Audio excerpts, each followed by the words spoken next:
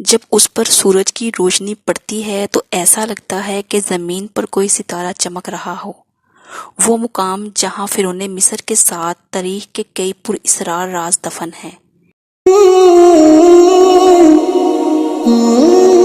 کیا اس عظیم اہرام کی تعمیر انسانوں کی تھی یا کسی مخلوق نے؟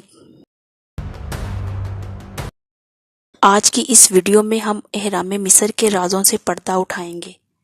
مصر قدیم دور کا ایسا ملک ہے جو اپنے اندر دفن پراسرار رازوں اور حیرت انگیز تعمیرات کی وجہ سے مشہور ہے۔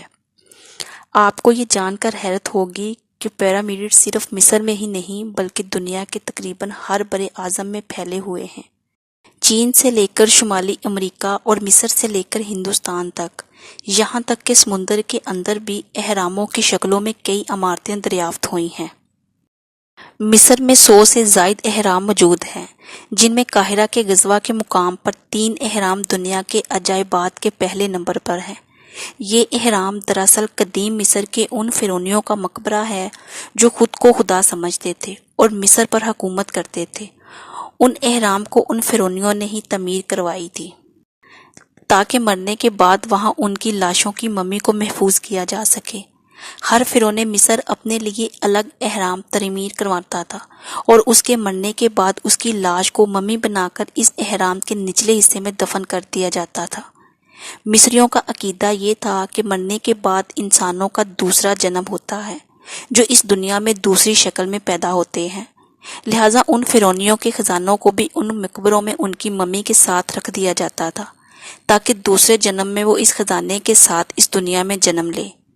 اس عظیم و شان اہرام کو دیکھ کر سب سے پہلے ذہن میں یہ سوال پیدا ہوتا ہے کہ آخر اتنے بڑے اور قیمتی اہرام کو کس زمانے میں اور کیوں اور کس نے تعمیر کیا ہوگا؟ لہٰذا اس سوال کے جستجو میں صدیوں سے ریسرچ جاری ہے۔ پہلے ماہرین آثار اہرام کو صرف مقبرہ یا معبد قرار دیتے تھے، لیکن جب اہرام کا باریکی سے جائزہ لیا گیا تو آرکیولوجسٹ کو یہ اندازہ ہو گیا کہ ان پیرامڈز کے اندر دنیا کی قدیم تاریخ اور بہت سے راز دفن ہیں۔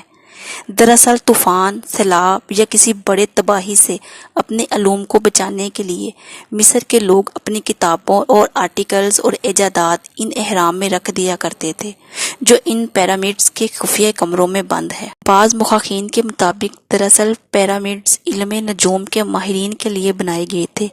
بعض کہتے ہیں کہ پیرامڈز زلزلوں کو روکنے کا کام کرتے تھے، اور چند سائنسدانوں کا یہ بھی جاننا ہے کہ پیرامڈز دراصل پاور پلانٹ ہے۔ قدیم مصری لوگ توانائی حاصل کرنے کے لیے استعمال کرتے تھے۔ سال 1993 میں اس اہرام کے اندر ایک سیکرٹ چیمبر کو کھوجا گیا تھا جس کے اندر کوپر وائر ملے۔ آرکیولوجسٹ کے مطابق ان کوپر تاروں کے ذریعے پاور الیکٹریکل انرجی کو ریلیز کرنے کا کام کیا جاتا ہوگا، اور اس الیکٹریکل انرجی کو پیرامڈز کے کوپر سٹون تک پہنچایا جاتا تھا جو نیگیٹو آئن کو اس میں منتقل کرتا تھا۔ اس طرح اس اہرام کے ذریعے وائرس الیکٹریکل سٹی جنریٹ ہوتا تھا، لیکن اس بجلی کا استعمال مصری لوگ کیسے کیا کرتے تھے اس کا کوئی جواب نہیں مل رہا۔ یہ تھیوری اہرام مصر کی سب سے پراسرار تھیوری ہے۔ ان پیرامڈز کی سب سے حیرت والی بات یہ ہے کہ ان سب اہرام کا درجہ حرارت زمین کے ایوریج ٹمپریچر کے برابر یعنی 20 ڈگری ہوتا ہے۔ باہر چاہے گرمی ہو، سردی ہو یا آندھی طوفان، اہرام کے اندر کا موسم کبھی نہیں بدلتا۔ پیرامڈز کے مطابق سب سے پہلے ہیروڈوٹس نے اپنی کتاب میں لکھا تھا، جس نے تقریباً 450 قبل مسیح میں مصر میں قدم رکھا اور ان تمام اہرام کا اندر سے جائزہ لیا۔ اس نے اپنی اس پوری تحقیق کو اپنی کتاب میں لکھا۔ اس کے مطابق 2 لاکھ مزدوروں نے مل کر اس عظیم پیرامڈز کو 20 سالوں میں مکمل کیا تھا۔ اس تعمیر میں ہر گھنٹے 2 سے 3 پتھر لگائے جاتے اور اس طرح 30 لاکھ پتھروں سے اس عظیم پیرامڈز کی تعمیر ہوئی۔ کہتے ہیں کہ قدیم دور سے ہی مصریوں کی مقامی آبادی ان اہرام کے قریب نہیں جاتے تھے، یہاں تک کہ وہ اس اہرام کے قریب سے گزرنے پر بھی احتیاط کرتے تھے، کیونکہ ان کے عقائد کے مطابق یہ دیوتاؤں اور فرعونیوں کا مسکن تھا جہاں ان کی روحیں رہتی تھی۔ सोचने वाली बात यह है कि इस अजीम अहराम को 3500 साल कबल कैसे तमीर किया होगा, जब टेक्नोलॉजी और मशीन भी मौजूद नहीं थी, जबकि आज जदीद मशीनों का सहारा लेकर भी ऐसे पिरामिड्स बनाना मुमकिन नहीं है। ये अहराम 13 एकड़ ज़मीन पर फैला हुआ है, जिसकी बुलंदी 450 फीट है। पिरामिड्स में इस्तेमाल किए गए हर पत्थर का वेट कम से कम 2.5 टन और ज़्यादा से ज़्यादा 300 टन तक है।